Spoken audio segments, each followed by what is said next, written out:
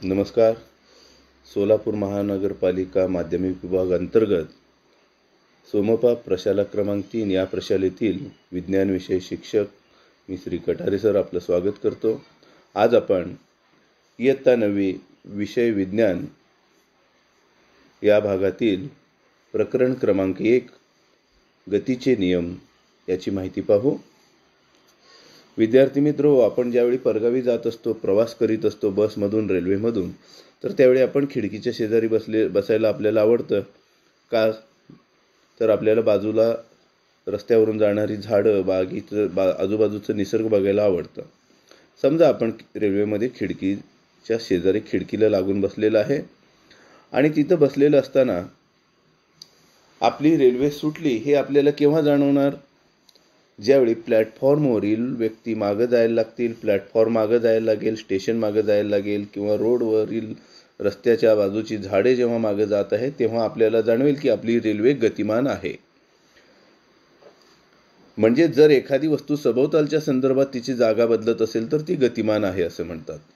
आणि जर आपण समोरच्या व्यक्तीकडे पाहिलं तर ती व्यक्ती आणि आपण स्थिरच असणार आहे. त्यावेळी आपल्याला रेल्वे सुटलेली आहे हे जाणवणार नाही. म्हणजे जर ती एखादी वस्तू जर ती सभोवतालच्या संदर्भात जागा बदलत नसेल तर ती स्थिर आहे असे म्हणतात. यानंतर विस्थापन आणि अंतर. पुस्तक पान नंबर 1 वर आकृती दिलेली आहे. मोबाईलवर दिसत नसेल तर आपले स्वतःचं पुस्तक नेहमी उघडं ठेवायचं आहे विज्ञानाचं शिकवताना त्या प्रकरणाचं. तर पान नंबर 1 वरील कोपऱ्यातील आकृती बघायची. आकृती क्रमांक 1.1. इथं शीतल व प्रशांतचे घर असं दिलेलं आहे. शीतल काय करत आहे? इथून संगीताच्या घरी जाते आडव्या मार्गाने. ब्रश करून दाखवतो मी. शीतल इथून संगीताच्या घरी 500 मीटर जाते. संगीतासोबत परत शाळेला 1200 मीटर जाते. म्हणजे ती शाळेला एकूण 500 अधिक 1200 म्हणजे 1700 मीटर ती जाते. जर तिचा भाऊ प्रशांत डायरेक्ट शाळेला जातोय, तो डायरेक्ट शाळेला 1300 मीटर सरळ शाळेला जातोय. तो सरळ मार्गे 1300 मीटरने जातोय. तर या आकृतीमध्ये आपल्याला असं दिसतं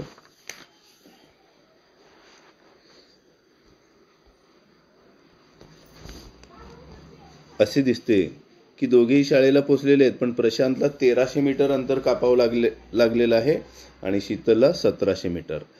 आता खरं तर पाहिलं तर या आकृतीमध्ये जर बघा, शीतल आणि शाळा यामधील अंतर आहे 1300 मीटर. सरळ गेलं तर ते आहे विस्थापन.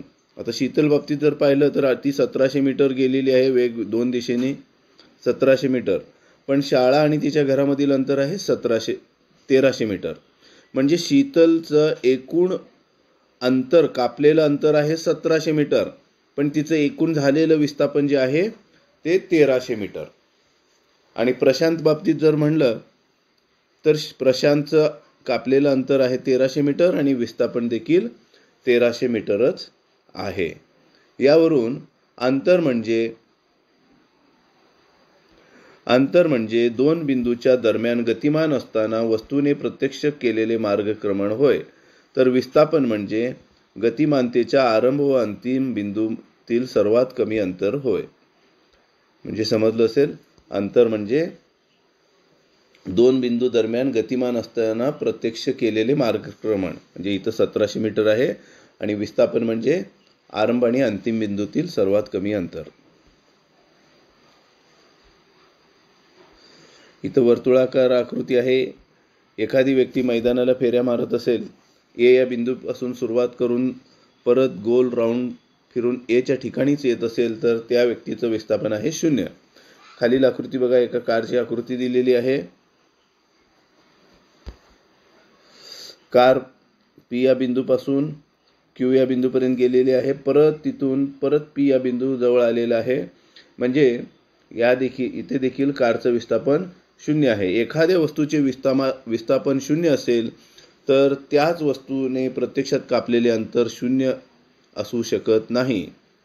विस्थापन 0 याचा अर्थ अंतर पण 0 असेल असं नाही, कारण अंतर वेगवेगळं आहे. मैदानाला पूर्ण राऊंड झालेलं आहे ते अंतर आहे आणि विस्थापन म्हणजे सुरुवातीचा बिंदू आणि शेवटचा बिंदू. यानंतर चाल व वेग. चाल व वेग याची माहिती घेऊ.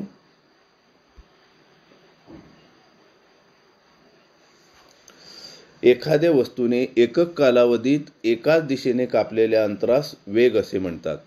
आपण गाडीवर निघालो, गाडीवर बसून जर सरळ एका दिशेने जर गाडी चालवत गेलो, एखाद्या वस्तूने एकक कालावधीत एकाच दिशेने कापलेल्या अंतरास वेग असे म्हणतात. म्हणजे एका तासामध्ये आपण जर एखाद्या सरळ रोडने 50 किलोमीटर जर गेलो तर एकक कालावधीमध्ये कापलेलं जे अंतर आहे ते 50 किलोमीटर हे त्याचं वेग आहे. वेग म्हणजे व्हेलॉसिटी.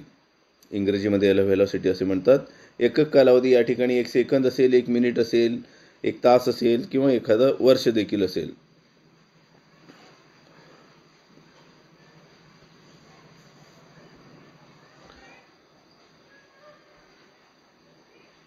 आणि चाल म्हणजे कापलेलं एकूण अंतर भागिले लागलेलं कालावधी आणि वेग म्हणजे विस्थापन भागिले वेळ.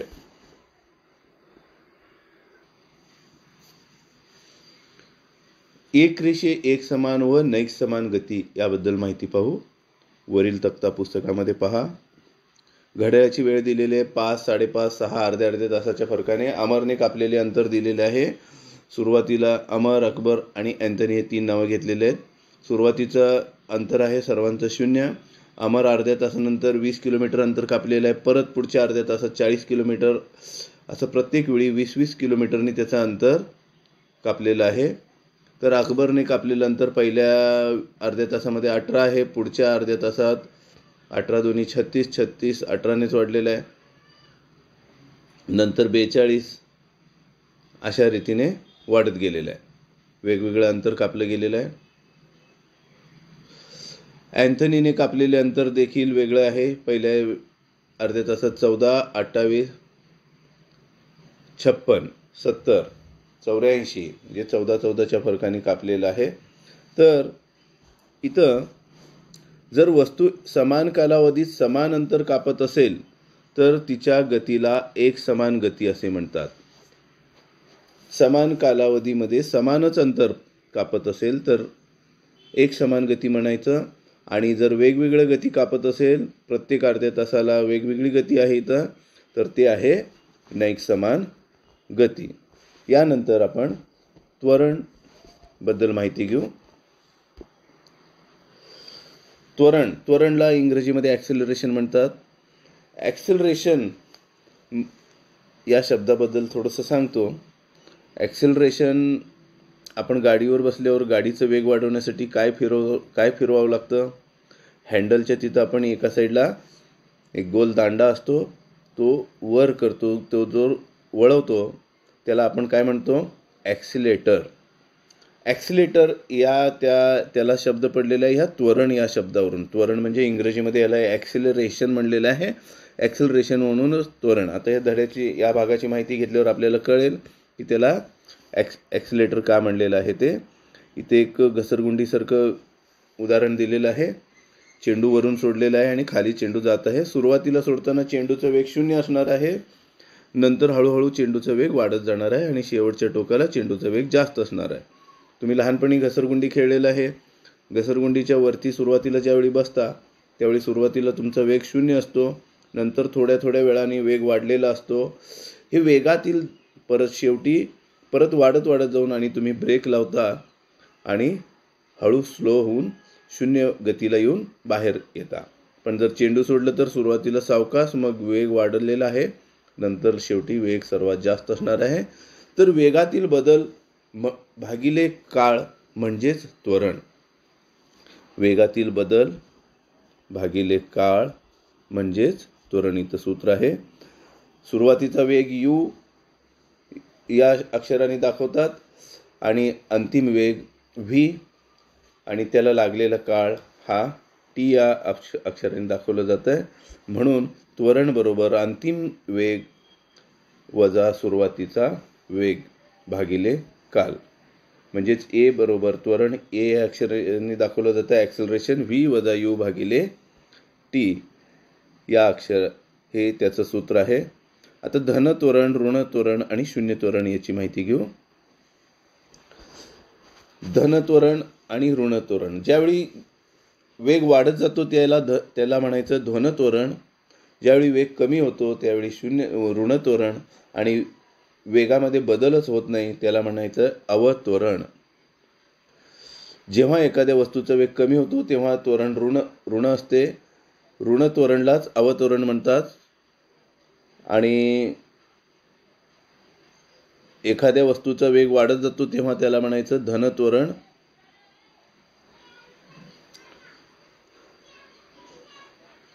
व त्वरण जर शून्य असेल, वेग बदलत नसेल, तर त्याला म्हणायचं वेग स्थिर असल्यास त्वरण शून्य आहे असं म्हणतात. म्हणजे उदाहरणार्थ आपण गाडीवर बसलो, गाडी वेगात निघालेली आहे, समजा गाडीचं स्पीड आहे 40. थोड्या वेळानंतर देखील एक समान गतीमध्ये जर गाडी गेली 40च, तर ते आहे स्थिर त्वरण. त्यावेळी त्वरण आहे शून्य, वेगामध्ये बदल नाही. पण आपल्याला गाडीचं ॲक्सिलेटर वाढवलं तर गाडीचं वेग वाढणार आहे. गाडीचं वेग वाढल्यानंतर 40चं स्पीड 50 झालं, 60 झालं, ज्यावेळी जे गाडीचं वेग वाढत आहे त्यावेळी त्वरण वाढत आहे, म्हणून हे धनत्वरण. आणि ज्यावेळी समोर आपल्याला वळायचं आहे किंवा एखादं गतिरोधक आलं तर आपण त्याचं ॲक्सिलेटर कमी करतो आणि ब्रेक मारायला सुरुवात करतो, वेग कमी करतो, त्यावेळी त्वरण ऋण असणार आहे. ऋण त्वरणलाच अवत्वरण किंवा मंदन असं देखील म्हणतात. एक समान गती करता वेग व काल आलेख. बाजूचा आलेख पाहूयात. एक्स अक्षावर काल दिलेला आहे. तासामध्ये 1 तास, 2 तास, 3 तास, 4 तास, 5 तास. आणि वाय अक्षावर वेग दिलेला आहे 10, 20, 30, 40, 50, 60 वगैरे. तर इथे एक उदाहरण आहे. एक रेल्वे गाडी एक समान वेगाने प्रति तास 60 किलोमीटर याप्रमाणे 5 तास सातत्याने गतिमान आहे. या एक समान गती करता वेग व काल यांच्यातील वेग आणि काल यातील आलेखाची आकृती आहे. म्हणजे इथं रेल्वेचा सुरुवातीचा वेग 60 आहे, नंतर एका तासाने देखील 60 आहे, दुसऱ्या तासाला 60, तिसऱ्या तासाला 60, चौथ्या तासाला 60, 5व्या तासाला 60. तर असं जर समान वेगाने असेल तर त्याची आकृती या पद्धतीने येते. एक समान त्वरणित गती करता वेग काल आलेख इथं आकृतीमध्ये पाहू शकता. आधी रकाना पहा. काल आणि वेग. काल 0 आहे, वेग 0 आहे. 5 सेकंदानंतर 8 आहे वेग, 10 सेकंदानंतर 16, 15 सेकंदानंतर 24. म्हणजे बघा 8चा पाडा आहे. 8 1 8 2 16 8 3 24 8 4 32 8 45. म्हणजे प्रत्येक 5 सेकंदाला वेग 8 मीटर पर सेकंदने वाढलेला आहे. म्हणजे इथं एक समान त्वरणित गती आहे. त्याच्यासाठी वेग आणि कालचा आलेख दिलेला आहे. आलेखमध्ये बघू शकता एक्स अक्ष, वाय अक्ष. 0 5 सेकंदानंतर 8 वर आलेला आहे बिंदू. या ठिकाणी 10 सेकंदाला या ठिकाणी आलेला आहे. 15व्या सेकंदाला या ठिकाणी. म्हणजे जर आलेखाची रेषा जर पाहिलं तर ती रेषा एकदम सरळ आलेली आहे.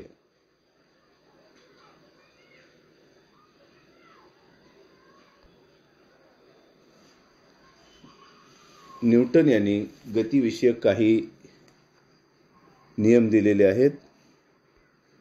व्ही बरोबर यू अधिक AT हे वेग काल संबंध दर्शवण्यासाठी दिलेलं आहे.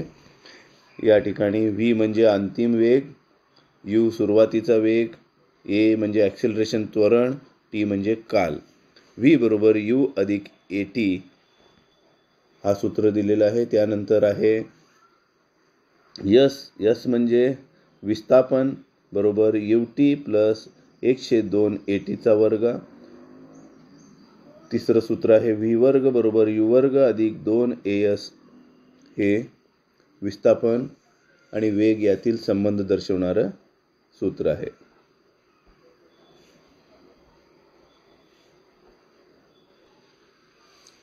एक समान वर्तुळाकार गती.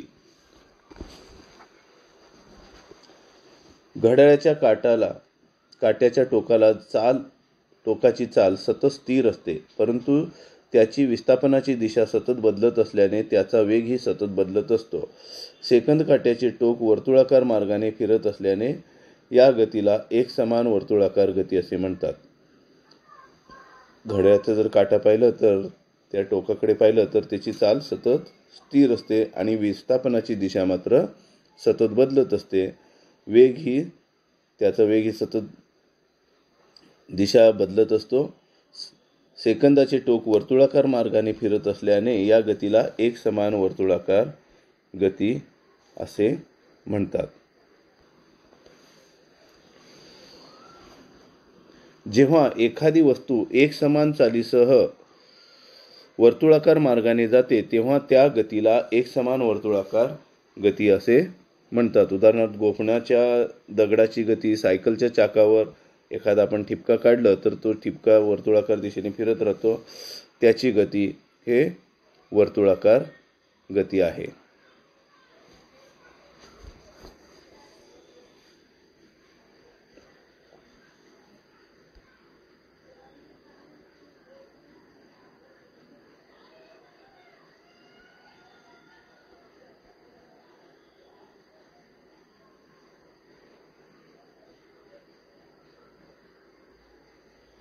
एकसमान वर्तुळाकार वेगाची दिशा काढणे. बाजूची आकृती बघा. ते एक भवऱ्यासारखं चकती फिरत आहे. त्या चकतीवर फिरत असताना एक नाणं ठेवलं तर ते नाणं थोड्या वेळाने त्या चकतीच्या बाहेर एका सरळ रेषेमध्ये बाहेर जाईल. ते ज्या रेषेतून बाहेर जाईल, ज्या ठिकाणातून बाहेर जाईल त्या दिशेमध्ये सरळ लंब आकारामध्ये केंद्रबिंदूला ते बाहेर जाईल. नाणे वर्तुळाकार चकतीच्या त्रिज्येला लंब असणाऱ्या स्पर्शिकेच्या दिशेने जाईल. नाणे फेकले जाण्याच्या क्षणी ज्या स्थितीत असेल त्यानुसार ते विशिष्ट दिशेला फेकले जाईल. म्हणजेच नाणे वर्तुळाकार दिशेने फिरत असताना गतीची दिशा प्रत्येक बिंदूपाशी बदलत असते. पुढील भाग पाहू. न्यूटनचे गतिविषयक नियम. न्यूटनचे गतिविषयक नियम 3 आहेत. विद्यार्थी मित्र हो, एखादी वस्तू स्थिर असेल, तुम्ही सुपरमार्केट, डी मार्ट अशा ठिकाणी गेलेले आहात, एखादं ट्रॉली घेता आपण, ती स्थिर असेल, ती गतिमान करण्यासाठी काय करावं लागतं? तिला आपण मागून बल द्यावं लागतं. तसंच टेबलावर ठेवलेले पुस्तक उचलण्यासाठी आपण पुस्तक उचलण्यासाठी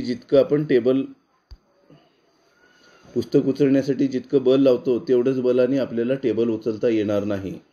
तसेच फांदी हलवल्यानंतर झाडावरून फळ खाली पडतं. त्यानंतर विजेवर फिरणारा पंखा बंद केल्यानंतरही पूर्ण थांबण्यापूर्वी तो काही काळ फिरत असतो. पहिल्यांदा आपण न्यूटनचा गतिविषयक पहिला नियम पाहू. यालाच जडत्वाचा नियम असेही म्हणतात. वस्तूचे जडत्व हे वस्तूच्या वस्तुमानाशी निगडीत असते. म्हणजे एखादी वस्तू जर स्थिर असेल तर ती स्थिर राहायला पाहते, एखादी वस्तू गतिमान असेल तर ती गतिमान राहायला पाहते. आता या ठिकाणी एक ॲनिमेशनद्वारे आकृती दाखवत आहे. एका ग्लासवर एक पुष्टा ठेवलेला आहे, त्याच्यावर नाणं आहे. नाणं हे स्थिर आहे, पुष्टा देखील स्थिर आहे. आता आपण त्या पुष्ट्याला टिचकी मारणार आहे, म्हणजे पुष्ट्याला गतिमान करणार आहे. तर त्यावेळी ते नाण्याची स्थिती काय असते ती पाहायचं आहे. पहा, या ठिकाणी पुष्टा पुढे गेलेला आहे, नाणं मात्र आतच पडलेलं आहे. रस्सीखेच हा खेळ आपण पाहिलेला आहे. 2 मुले जर रस्सीखेच खेळत असतील, दोन्हीकडे समान बल असेल तर ती दोरी एकाच ठिकाणी राहील, मधला बिंदू, ती इकडे तिकडे जाणार नाही. यावरून वस्तूचे जडत्व हे वस्तूच्या वस्तुमानाशी निगडीत असते हे कळलं. पण यावरून जडत्वाचा एक नियम कळतो. जर एखाद्या वस्तूवर कोणतेही बाह्य असंतुलित बल कार्यरत नसेल तर तिच्या विराम अवस्थेत किंवा सरळ रेषेतील एकसमान गतीमध्ये सातत्य राहते.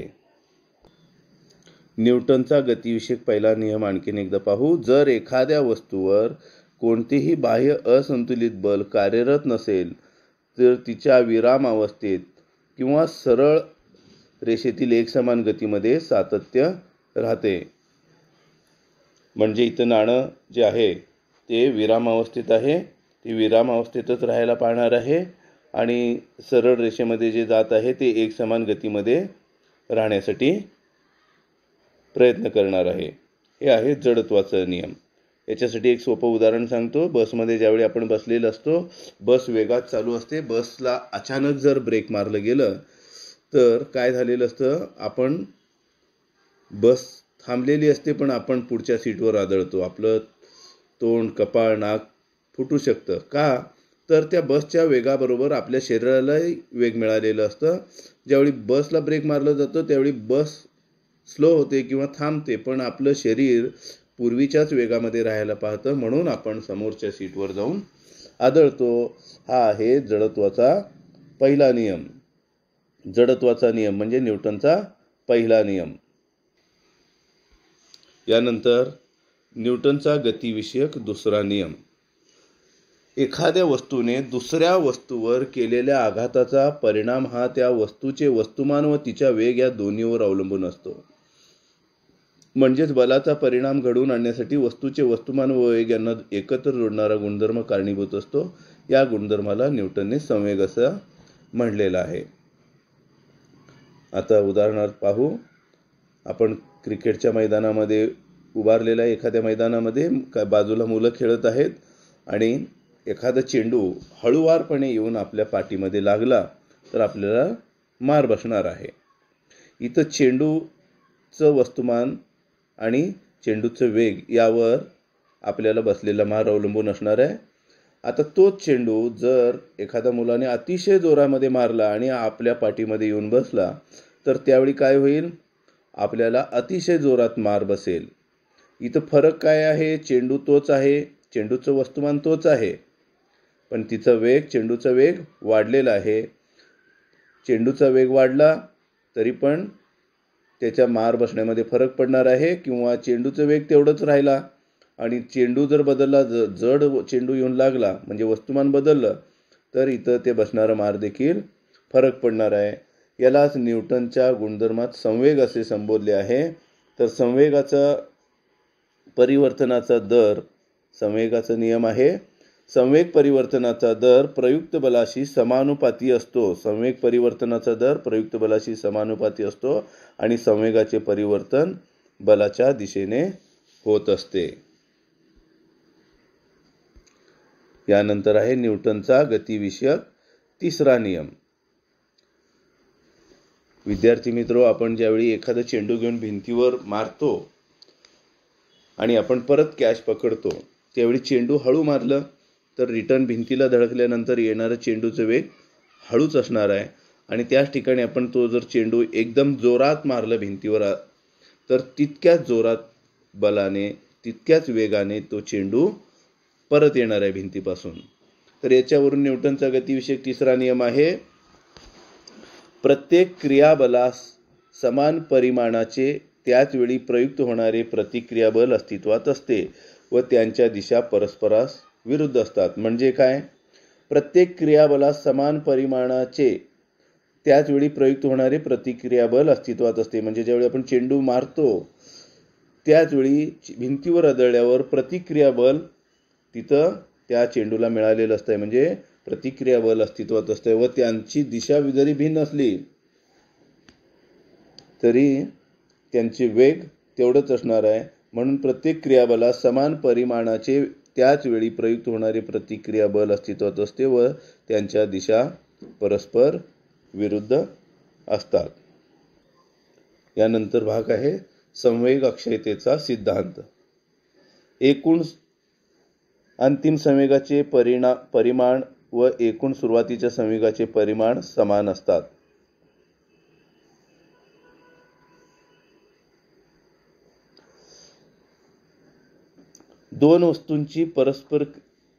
जर दोन वस्तूंची टक्कर झाली तर त्यांचा आघातापूर्वीचा एकूण संवेग हा त्यांच्या आघातानंतरच्या एकूण संवेगा इतकाच असतो. म्हणजे जर समजा दोन चेंडू आपण जमिनीवर बसलोय सरळ फरशीवर, डाव्या हाताने एक चेंडू उजव्या हाताने एक चेंडू आपण सोडलो आणि ते दोन्ही चेंडू एकमेकावर आदळल्यानंतर ते चेंडूंचा आदळायच्या पूर्वीचा जो संवेग आहे, आदळल्यानंतर ते परत चेंडू विरुद्ध दिशेला परत निघणार आहेत, त्यावेळेचा संवेग देखील समान असतो. म्हणून एकूण अंतिम संवेगाचे परिमाण एकूण सुरुवातीच्या संवेगाचे परिमाण हे समान असतात. हा संवेग अक्षयतेचा सिद्धांत आहे.